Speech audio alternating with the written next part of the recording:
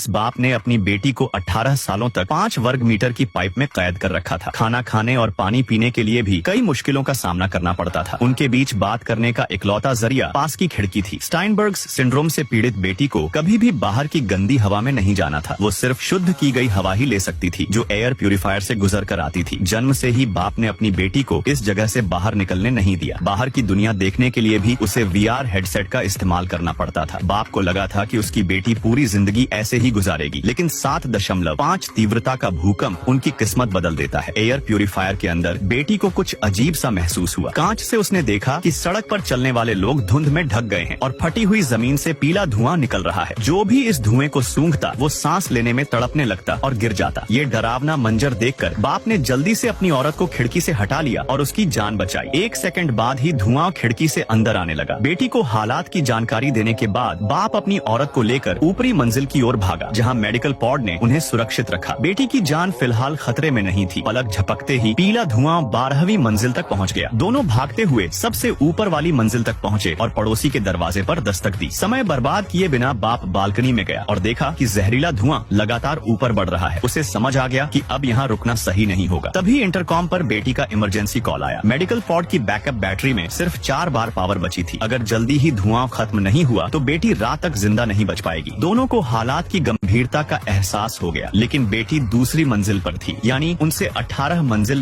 नीचे जाकर बैटरी बदलना और लौटना 5 मिनट तक सांस रोककर करने जैसा था। ये किसी आम इंसान के लिए नामुमकिन था। तभी बाप को याद आया कि नीचे वाले पड़ोसी को गंभीर सांस की बीमारी थी, तो उसके पास ऑक्सीजन सिलेंडर जरूर होगा। बाप ने अपनी जान की परवाह के बिना नीचे उतरना शुरू किया, जहाँ जहरीला धुआं उसके गले तक पहुँच गया था। उसने तुरंत अपनी सांस रोक ली और तेजी से मंजिल पर पहुँच गया। खिड़की तोड़कर अंदर घुसा और तुरंत खोज शुरू कर दी, लेकिन तभी कमरे में पड़ी पड़ोसी की लाश ने उसे झटका दिया। दुख मनाने का वक्त नहीं था। उसने इधर उधर देखा मगर ऑक्सीजन सिलेंडर नहीं मिला। घबराकर उसने दूसरे कमरे में तलाशी ली। उसकी सांसें खत्म होने लगी थी। बस 20 सेकंड बाकी थे। आखिरकार एक कोने में उसे ऑक्सीजन सिलेंडर मिल गया। उसने बिना वक्त गंवाए मास्क पहना और गहरी सांस ली। अब उसके शरीर में फिर से ताकत आ गई थी। उसने दूसरी मंजिल पर पहुंचकर मेडिकल पॉड की बैकअप बैटरी बदल दी, लेकिन खतरा अभी टला नहीं था। जहरीला धुआं ऊपर बढ़ रहा था। तभी